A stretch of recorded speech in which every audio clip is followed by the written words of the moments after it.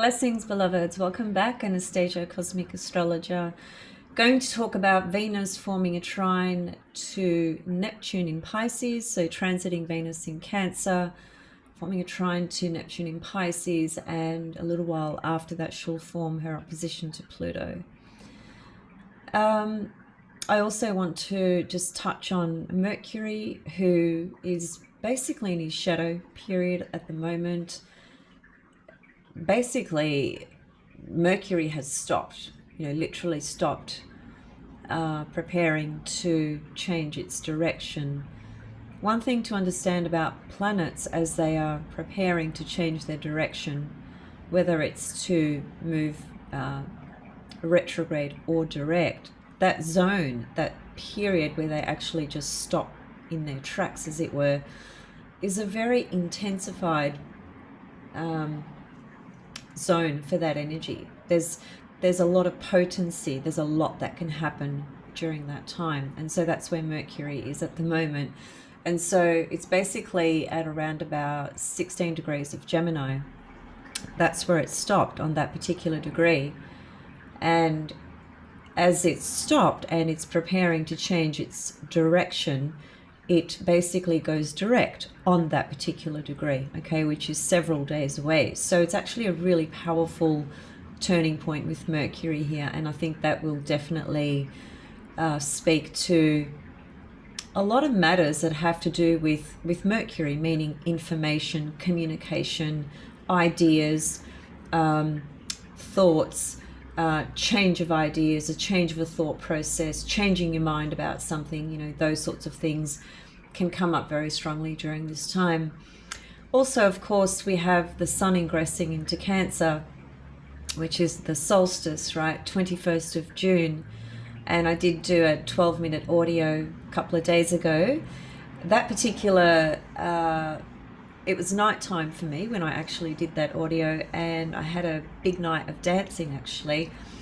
So some people, I think, thought I was really upset, but it's not that I was upset, it's that I'm a pretty passionate individual, and there's moments where I might just be more expressive in some things that I wish to share or discuss. So and whilst there are some matters around me personally, with certain people in my life whom I'm, deeply concerned about at the moment, relative to the nature of this health thing that's going on in the world. So yeah, when it comes to my family members, I tend to be extremely protective, and that doesn't mean though that I can change, what other people decide to do. It's in one way, it's this is a hard lesson that I've had to learn throughout my life, and that is that it's none of my business what other people do or what other people think of me. Think about that for a moment, right? It's none of your business what somebody else thinks of you. If you can really step into that acceptance, right, you can free yourself of a lot of sort of suffering or distress. And it takes a lot of awareness and objectivity to be able to do that, because the opposite to that is to be very subjective in what you are feeling and thinking and perceiving about others, or about what others may be doing or not doing, or thinking or not thinking, or what they have said to you relative to what they think, and so forth. It's always really, really challenging when it's a personal contact or a personal situation to create a space where you can just be totally objective with what somebody else is telling you. And the reason for that is, well, there's many reasons, but one of the most obvious reasons is that what Eckhart Tolle calls the pain body in his work the pain body is always, it's like an entity unto itself, and it's always ready to be triggered and to react. And he actually says that the pain body is always looking for food. It's always hungry for food. And it's just a metaphor he's using to basically describe an aspect of the ego that's basically ready to defend or attack, right? And it's sort of, what it tends to do is feed off that kind of energy, right? And so when the pain body within us is activated, which it is a lot of the time, and we are not aware of that, we fall into that space where we become defensive or react, and sort of take a more subjective sort of view. I was listening to Krishnamurti just this morning saying, it was just a 2-minute video, 1.5 minutes actually, and he was just talking about a particular man whom he was in some dialogue with at some point. And the dialogue was around, this man was saying to Krishnamurti that he's got everything he wants. He's basically achieved enlightenment. He's done everything he's needed to do, and he's attained it. He's got it. And so Krishnamurti said to him, well, what is it that you have? And he said, well, I have it. I have everything that I need to know and understand. I've done all the work. I've accomplished in the material world. I've done the inner work. I have this, I've reached this level of understanding where I have it now. And so Krishnamurti said to him again, well, what is it that you have? And so the man really couldn't understand the question. It is a very tricky question. And what Krishnamurti was pointing to, they were actually sitting by the sea. And Krishnamurti said to him, when you look at that sea, when you look at that water over there, can you hold the water in your hands? And the man that he was sitting with said, well, of course not. And he said, so if you can't hold the water in your hands, if you can't hold your soul, as it were, in your hands, if you can't hold the earth in your hands, what is it that you have? What is it that you are holding on to? So anyway, the whole point to that little dialogue was Krishnamurti was just highlighting the way the mind works in terms of, thinking that we've got it, we've got this, we've got that. We've achieved this, we've achieved that. I've achieved enlightenment. I've done all the inner work. I've done all the spiritual work. I've walked the hard through the hard path, and so now I've got it. I'm there, and we're never really there, and we don't really ever have it, because to be in total, authentic alignment with the soul, and integrated and conscious and aware, we're not holding on to anything, as a matter of fact. In fact, we've let everything go. So anyway, I just thought that was a really great example of how we can be so attached, right, and so subjective to life and our experiences, and proclaim an ownership over things, and things are things. That's all they are, and they are all temporary. So spirituality is not a thing, it's an experience. It's a journey that is very much an inward journey. It doesn't really have anything to do with what's going on out there. Although things that happen out there, such as conversations you might have, interactions you might have, connections you might make, and so forth, can act as a guidance system, or a pointing system, or a sense of inspiration, that leads you perhaps to the next level of your seeking and integration. But it's never about I'm here now, so I have this, or I'm here now and I have that and I've attained this, because none of those things, which is all form, is actually will actually remain. So I was thinking about this from the level of Mercury as well, Mercury being retrograde in Gemini, squaring Neptune, which, as I said, has been a very interesting journey, and whilst it's been perhaps how can I put it? I suppose, well, I can only speak for myself. So for myself, it's been a very deep, reflective journey of my own spiritual essence and experiences. And on the other hand, on the everyday mundane material plane, in terms of what I've observed around me, it has been total, utter, sheer confusion, again, with the nature of reality. I'm not going to go into that whole story again, or perspective again. There's no need. I've already kind of touched on it. And I think for those of you that are watching, it seems to me that you are feeling the same sort of thing, and you have the same sort of perception, I suppose, relative to this very dramatic paradigm that we are all experiencing at the moment. But anyway, Mercury being in its shadow period at the moment would be just a more of intensified sort of few days there, where certain things will either just completely change direction or just click into a particular sense of within yourself of really understanding something that perhaps has been a little bit confusing or puzzling. So anyway, that's Mercury in his shadow. What I might do actually is just share my screen, bring up a chart.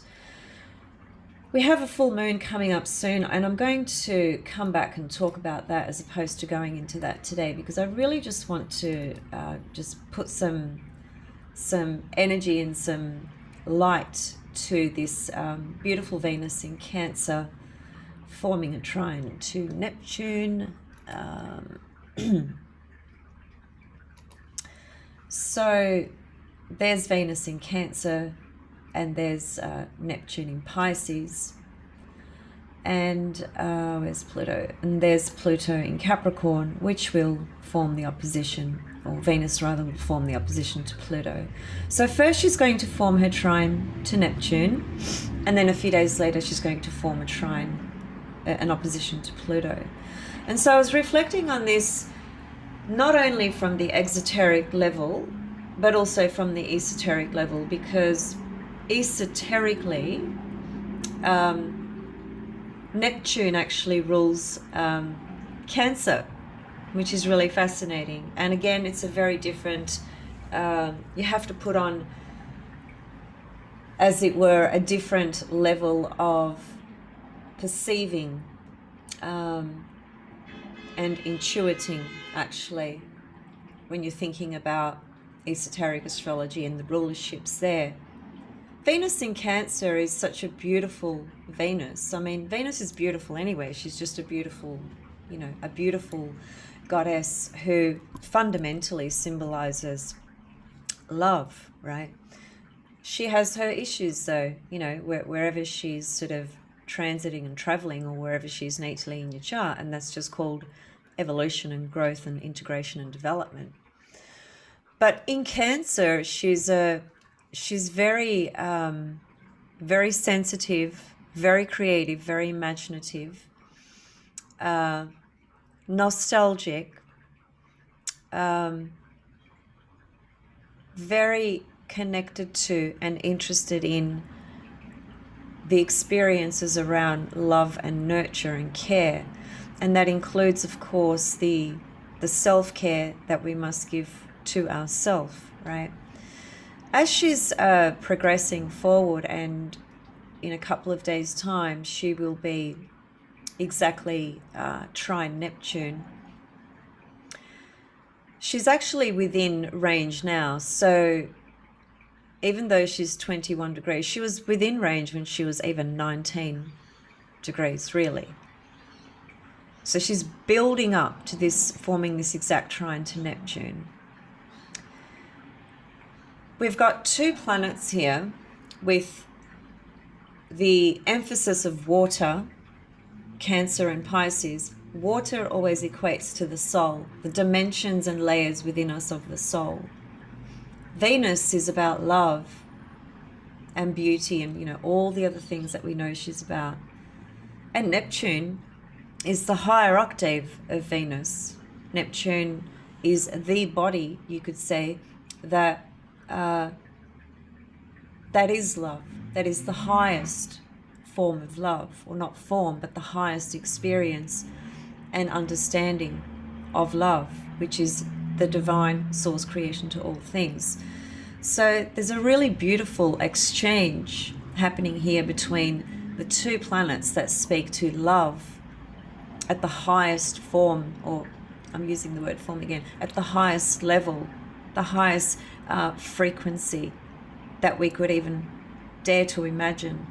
And a trine aspect is actually a very powerful aspect. We normally we speak a lot about the conjunctions and squares and oppositions because they are extremely powerful aspects, but the fact is that a trine aspect is also extremely powerful as well. It is just that in a trine aspect, the exchange that's happening between any two bodies that are forming a trine aspect to each other, which is 120 degrees. So they are the same element. So it's Cancer is water, Pisces is water. So it's the same element. That's what defines a trine. And so because we have the same element, that's what starts to show us there's already an inherent level of harmonious flow and exchange between these two planets. And even if it was two very difficult planets, such as Mars and Saturn, for example, they too would still have an interchange where they would be able to really support each other and give to one another a very positive exchange. So the trine is a very, very powerful aspect for that reason. It's a harmonious level of exchange between two bodies that share the same element. So there's no friction, there's no tension, there's no conflict. There's just an absolute beautiful flow exchange that just happens naturally and organically without any resistance, without any effort, as a matter of fact. That's the other thing that trines produce. There's no effort that really goes into it. It's effortless, actually. And also we have into the mix, as I said, the two bodies that correspond to love. The Venus brings us into the experience and sphere of the love that we seek and wish to experience and give and receive in our human sort of life, right, in this human body. And Neptune stimulates and highlights the highest frequency, the highest level of what would be called unconditional love. And so two bodies of love exchanging in a positive, through a positive flow, because they are in the same element, you can imagine the kind of love and beauty and romance and idealism and fantasy and all those Neptunian qualities that can come through, that can be fused through these two bodies coming together.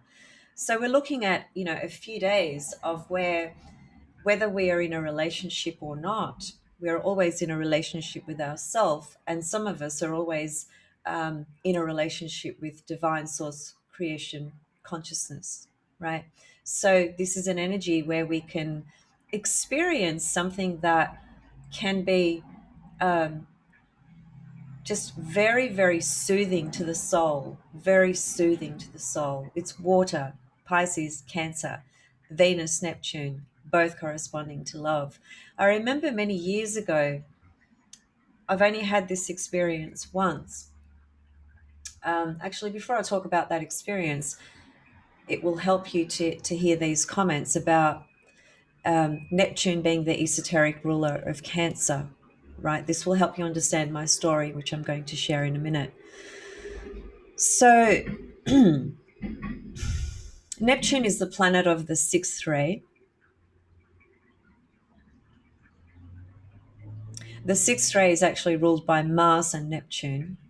And the sixth ray has got to do with the highest level of devotion, you could say, and idealism.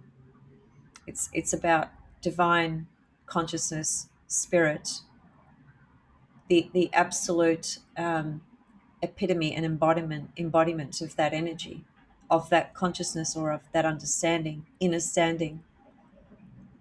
And of course, ray number 6 has its problems because when it is expressed through the personality, which it is for many people, because many people are born with a sixth ray at their personality level, it can bring up a lot of problems. But I won't go into that because it's not really relevant for the purposes of what I'm sharing today. So Neptune, being the esoteric ruler of Cancer, is a very interesting concept, isn't it? It's not one that we would normally think about unless, of course, we are working with esoteric astrology. But here's just a couple of comments. So Neptune is, of course, it's the most mystical planet. The most mystical planet, and Pisces would have to be the most mystical sign. So from the level of the soul, a most benefic influence in one's life is what Neptune points to. It's the expression in the solar system of the heart of the spiritual sun. Now, I do these meditations with a guy called Steve Nobel. I don't do them with him personally, but I listen to a lot of his meditations. He's got his own YouTube channel. And he often makes reference to the spiritual sun through very specific meditations that he does, where he brings in working with several archangels, but four major ones, and each archangel corresponds to east, west, north, south. And above those easterly, southerly, northern, western points, the meditation takes you into the attunement of the spiritual sun, which is behind our own sun, as it were. And so here in esoteric astrology, it's making reference to Neptune actually being that spiritual sun, if you like, right? And so let me just read a little bit more. It is the planet most closely linked with the work of the soul in manifestation, and thus the vehicle of Christ consciousness. Now, some people will be uncomfortable with the term Christ consciousness because it immediately evokes religious indoctrination. And so I would ask you to try and think about this more openly. It's Christ consciousness is not making reference to traditional indoctrinated religious cults and organizations and establishments. It's really talking about the the light the light of the soul, the light of the spirit that is one with divinity. That's really what it's referring to. Um, and it says that which is needed at the heart of divinity, right? So the Christ consciousness is needed at the heart of divinity. Through Cancer, Neptune may be thought of as the higher octave of the moon, which is really interesting, isn't it? Because in exoteric astrology, the moon is the body that rules Cancer. So it's showing us here that whilst in exoteric astrology, the moon rules Cancer, there's no question about that. The esoteric component of Cancer is Neptune. It's the higher octave, which connects to the masses. The moon actually connects to the masses, to the public. Princess Diana, who had her moon, I believe it was in the 10th house of her birth chart, and her moon was in the sign of Aquarius. And if you remember, she was known as the people's princess. It was not the princess of the English royal family. or the princess being the wife of Charles, she was known as the People's Princess. And the reason she got that name is because of her moon being in the 10th house and in the sign of Aquarius, because the moon in the 10th frequently highlights a soul, an individual who has a very strong pull emotionally towards the public and is able to tune into and to read the public and is able to respond appropriately in the needs of the public. And you think about everywhere that woman went, she was she was absolutely embraced and adored and loved and appreciated, because she just had this absolute phenomenal gift and grace about how she was able to read the public and wherever she went. And because it was in Aquarius, well, that's humanity. And that's what she did. She gave a lot of her time and energy towards, humanitarian causes, right? Traveling to Africa and, spending time with, you know, um, people who were very ill and, very undernourished and starving and, all that sort of stuff.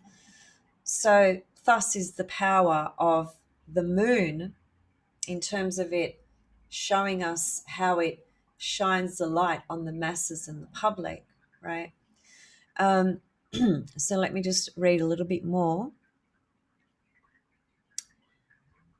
So through Cancer, as I was saying, Neptune may be thought of as the higher octave of the moon. Okay, and I've just given a demonstration there of Princess Diana, for example. The later is the mother of all forms. The later here, they are referring to the moon. Okay. But form is always used in our solar system to express love, wisdom, this, which is basically the second ray. The second ray connects to love, wisdom. The soul aspect of spirit, that's the second ray. We know this to be when manifesting in the human kingdom. Love incarnate the indwelling Christ principle. The principle is most important as it functions on two levels, personal and collective. On the personal level, the indwelling Christ principle is our soul. More particularly, that aspect of the soul which is love. It is this facet of ourself that we pray to and evoke for healing, nurturing, and spiritual sustenance. Collectively, it is the indwelling Christ principle in humanity which, when evoked, brings forth these healing properties from mankind. We can see this in action when huge sums of money are collected to charity telethons, for instance, and through such events in the 1980s as the Live Aid band and the concerts that were specifically done for the purposes of collecting money to raise support for people who had AIDS, right? For instance, getting a bit warm now. It is freezing here, but again in my place it's not. But outside it's very cold.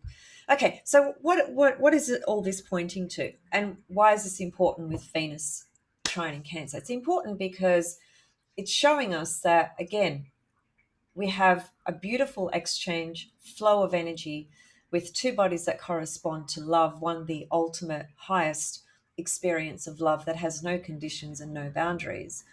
We have water emphasized, which is the soul. We have Neptune being the esoteric ruler of Cancer, and Venus is in Cancer. So there's an amplification of soul, nurturance, work, integration with this energy, right? The ability to feel a greater sense of sustenance within ourselves with the work that we are doing spiritually. And just to go to my little story, many, many years ago when I was living in the Middle East, And I was practicing a very specific style of meditation back then. I won't explain the style; it doesn't really matter for this story. But anyway, I was in deep meditation. It's probably the deepest experience I've had with meditation, and I I was not asleep, and I was in an altered state of consciousness, is the best way I can put it, without any substances. I was laying down. I had a lot of crystals on my body, and a part of my what I could to use, you know, um, left brain terminology, because you cannot actually put words on this experience. That I think that's one of the most difficult things when you try to put language around what is not form. It sort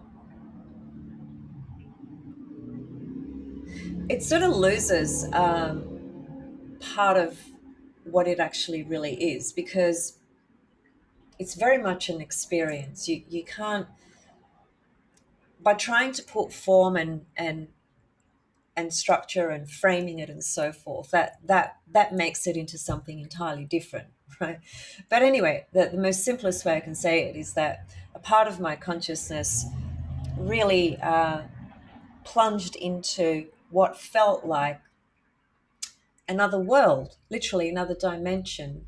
And this dimension was very much what we could describe as the golden age. I don't know if you've heard of that term before, but it's a bit like, if you can imagine a different level of reality that's not necessarily up there, it's just somewhere else other than here, where there is just golden light, that the whole environment around you is just gold light. And there's this, what could be described as sort of angelic music or sound coming through as well. That's the most simplest and best way I can put it when it comes to using language to articulate this very personal experience. And it was the you know, again, I can't find words to describe this, but it was the most powerful, uplifting, empowering, blissful, ecstasy, ecstatic, joyous moment where I felt no pain, no suffering, no distress, no worry, no thought. All of that just, it was just gone for those very few brief moments. And when I was having that experience, transiting Neptune was actually conjunct my own moon.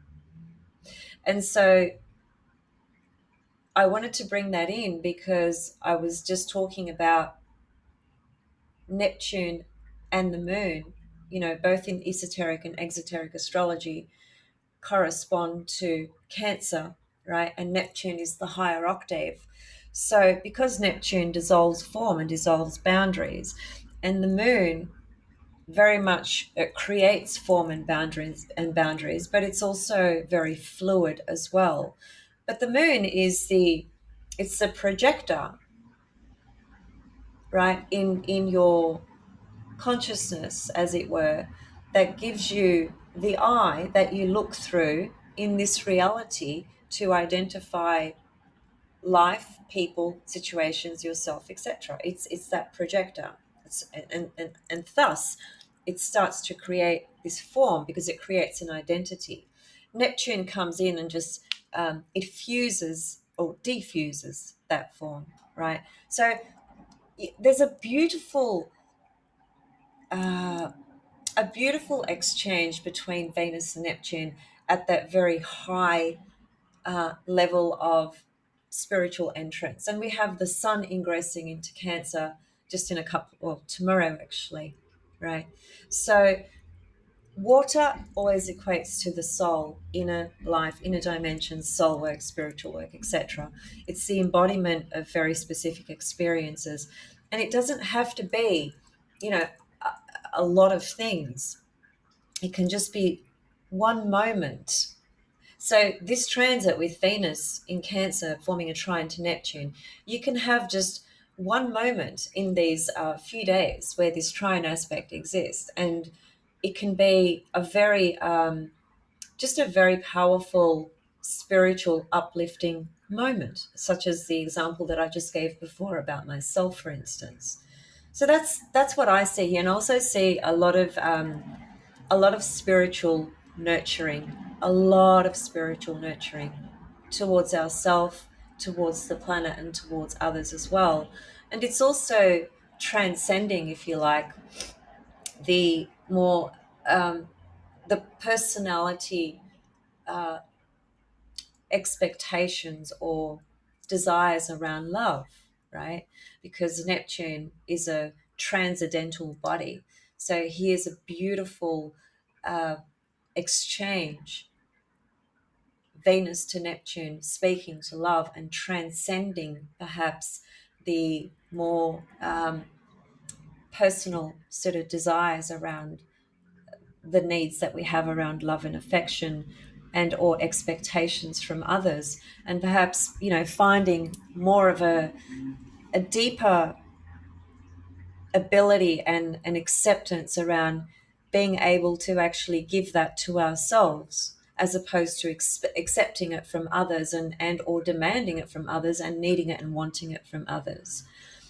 I think when we are in a position with consciousness and awareness, and we've done a lot of inner work, and we can come to a place within ourselves where we can be very grateful and appreciative of the love that somebody may show us.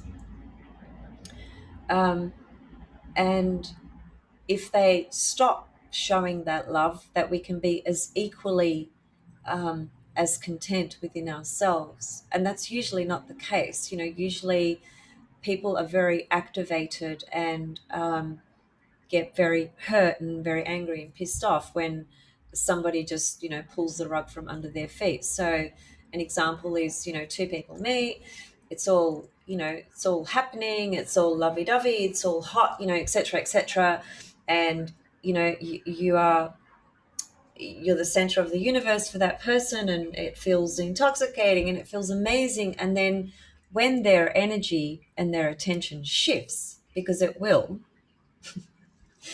then if you've invested all your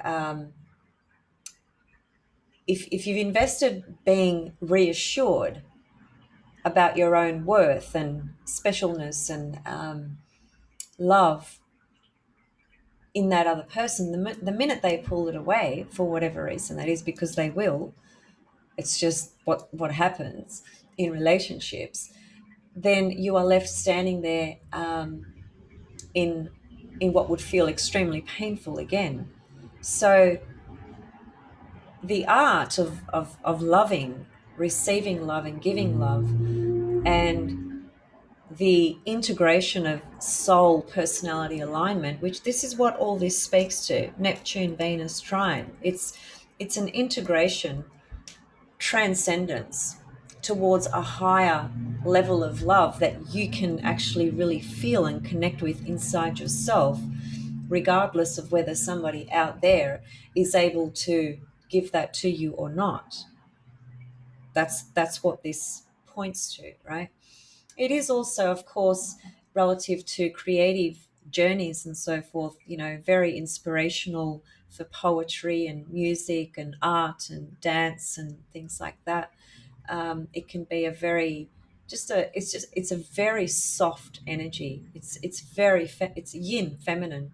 Cancer, Venus, Neptune, Pisces. They're all feminine archetypes, and the sun is about to ingress into Cancer as well. So there's a lot of uh, soul soul coming through, for us to actually have deeper experiences within ourselves, and also to find that ability to give that deeper love to ourselves. Most people well, I don't know if I should say most, but I would say many people on the planet, everyone needs to feel loved. That's, there's no question about that. And love is the answer to everything. It always has been and it always will be. And this energy really evokes that reminder actually. But I think one of the challenges in life for people is the looking for the love outside of ourselves, and without having looked at the love inside ourselves. What's happening in there with the love that we have for ourselves? How have we taken care of that? How are we paying attention to that? How have we nurtured that? How are we reminding ourselves of that? The more the more self-love and aligned you can be on that level, the less you will be expecting others to give it to you, first of all, really. And that's a very liberating and free position to be in, because that's called being in true alignment with the soul and with divine source creation to all things, and being able to appreciate the love that you recognize and experience and see and feel around you without the disappointment, um, the anger, the pain, and so forth when somebody steps back or changes their mind or goes into a different direction or whatever it may be. It's called non-attachment. Basically, it's is what it's called. So it's a bit like, as much as this is going to be a material example, but it's kind of similar, because an attachment is an attachment, right? Whether it's to an emotion, to a person, to a city, to whatever. It's learning to practice love through non-attachment, which is, I think, one of the more difficult things for human beings to master, really. And it probably takes, many, many lifetimes to get to that level. But it's a bit like that example with another example of Krishnamurti, where he said, if somebody gave me a Rolls Royce, I would absolutely love it. I would make the most of it. I would, you know, be totally content. And if it was taken from me the next day, I would still be equally as content. It wouldn't matter. That's called practicing non-attachment, right? So Venus Neptune can be learning to look deeper into this practice of non-attachment and soul alignment and unconditional love, and the love, of course, that you must be giving to yourself. Now, at a personality sort of level, it can be the romanticizing, idealizing, projecting a fantasy, projecting an illusion onto another person, for instance. You meet someone under the spell of Venus Neptune. If the two of you fall under that spell, it can be a very powerful spell for total disillusionment. That's highly possible. um, but if this transit did bring something like that into your life, it would be reflected through various other things going on in your chart as well. But it stimulates soul, love, art, creativity, poetry, nurturing, things like that. The softer, much more softer components of life. It's a different story when Venus gets to the opposition of Pluto. And perhaps I'll just quickly unpack that now. At the highest level, the opposition to Pluto is again the transcendence and the transformation of your connection to love, you could say, Venus. So Pluto, because it acts as it's like a zoom lens, zooming right into whatever it touches, and therefore it shows you all the stuff that you don't actually want to see. it shows you the darker shadow components. Um, and whilst it may do that, it's an incredibly powerful experience, because when you are confronted and exposed with your own self, as it were, you have two choices. You will either transform through that process, transform the fears around that, or you will cave in and just be in denial, or just ignore it, or whatever it may be.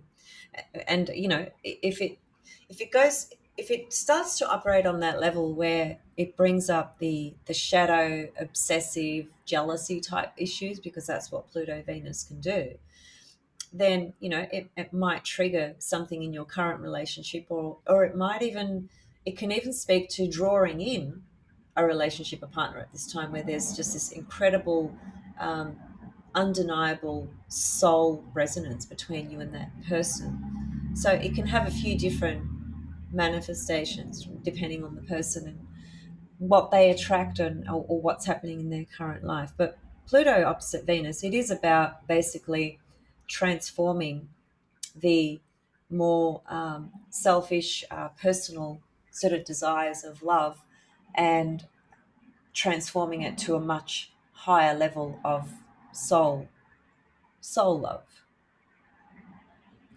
So it's not an easy energy, because it will stir some things up for certain people. It will reveal certain things that some people may be ready to see, may not be ready to see. So again, it just depends. But fundamentally, we're talking about Venus dancing with Neptune and then dancing with Pluto, two planets that correspond to transcendence, transformation. So Venus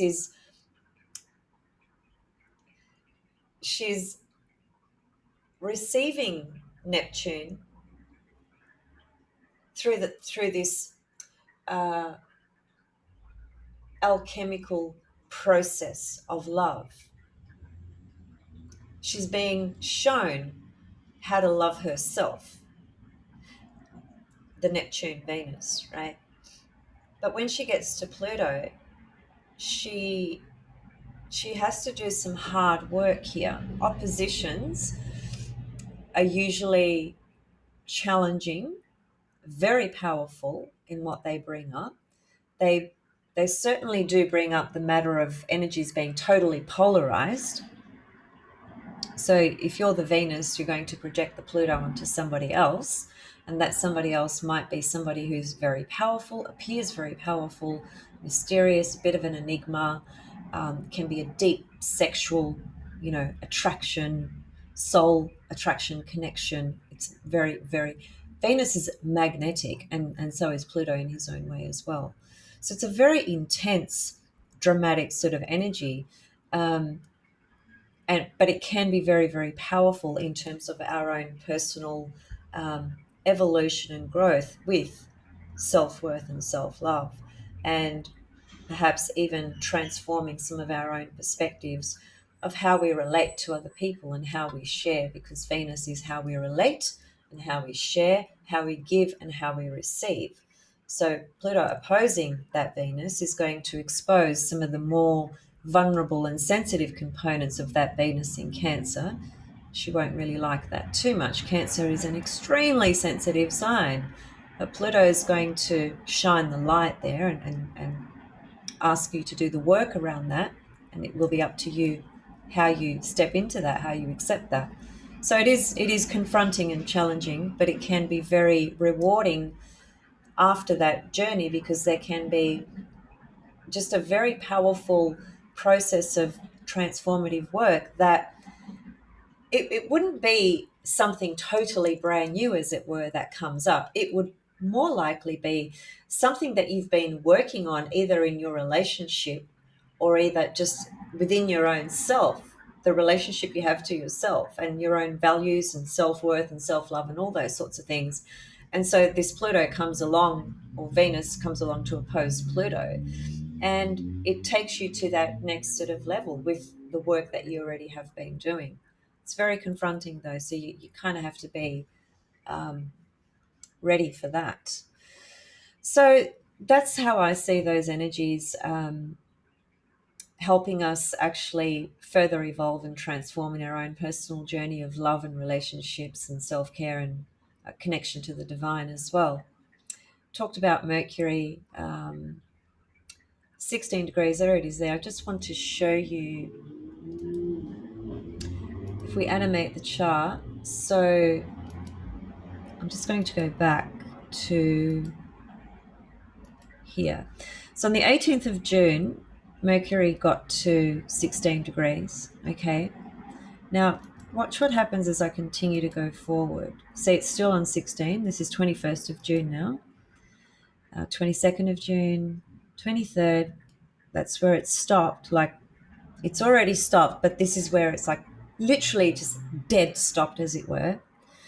And it's still on the 16th degree, okay? And now it's direct, right? So you can see from the 19th, 18th of June till the 24th, it's on that 16th degree. And that's a very significant thing relative to a Mercury retrograde cycle, where Mercury retrograde is in your birth chart. And of course, if it's forming any conjunctions, oppositions, or squares to any of the planets in your chart, these days are very, very, very important for you relative to Mercury things, which is, we know what Mercury is. I don't need to repeat it, but just briefly: communication, letters, emailing, documents, contractual agreements, verbal agreements, changing your mind about things, etc., etc. There could be certain issues with siblings as well.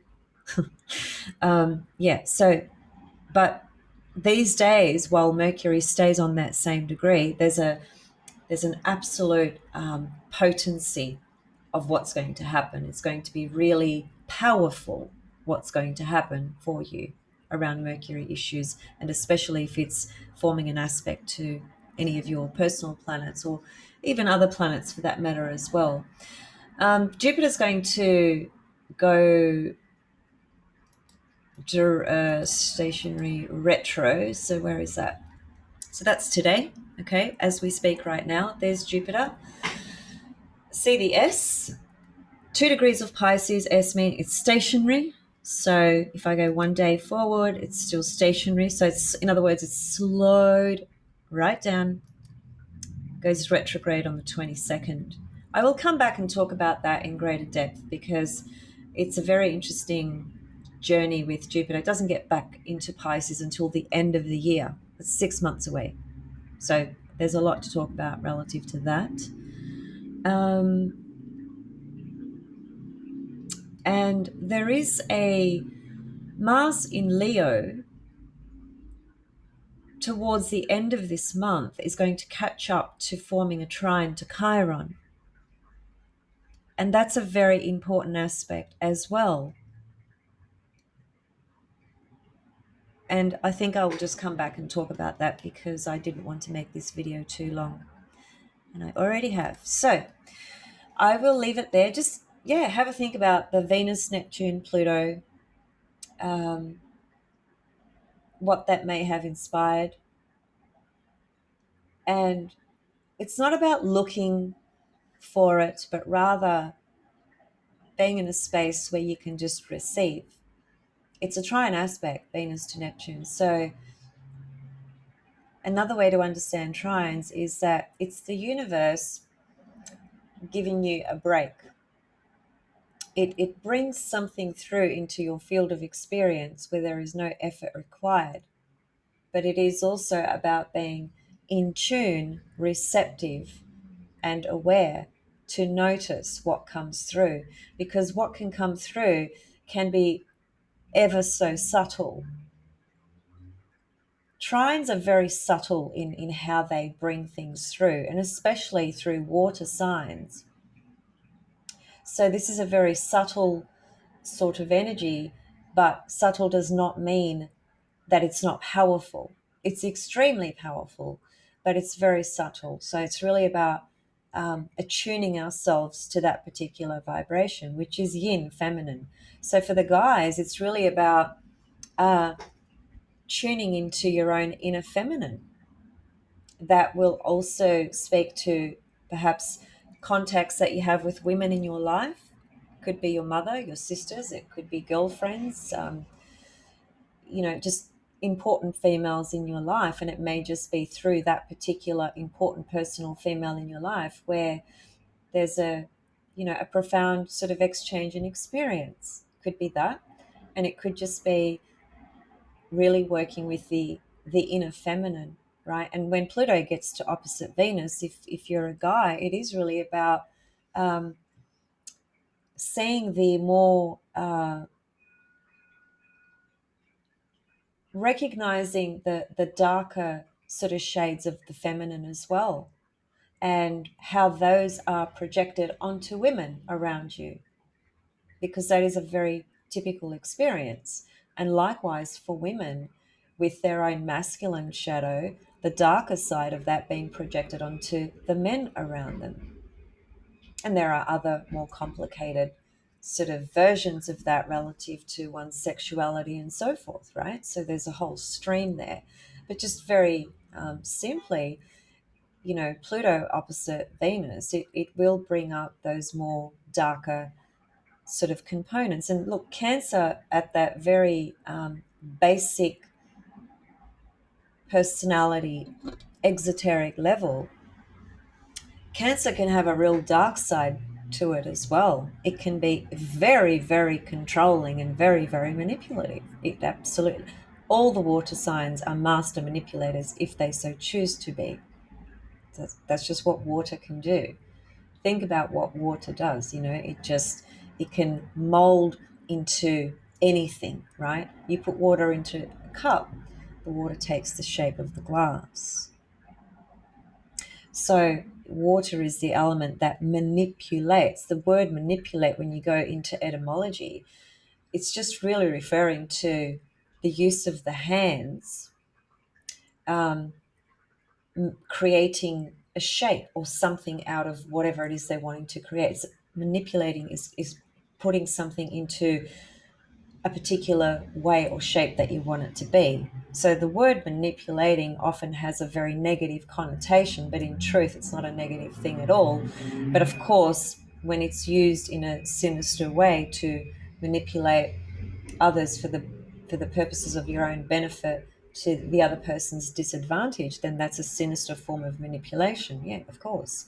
And so Cancer, at a more darker sort of level, the shadow sort of side, has got a lot of control sort of issues attached to it as well. And so these are some of the themes that can come up with the Venus in Cancer, and especially while she's being opposed by Pluto.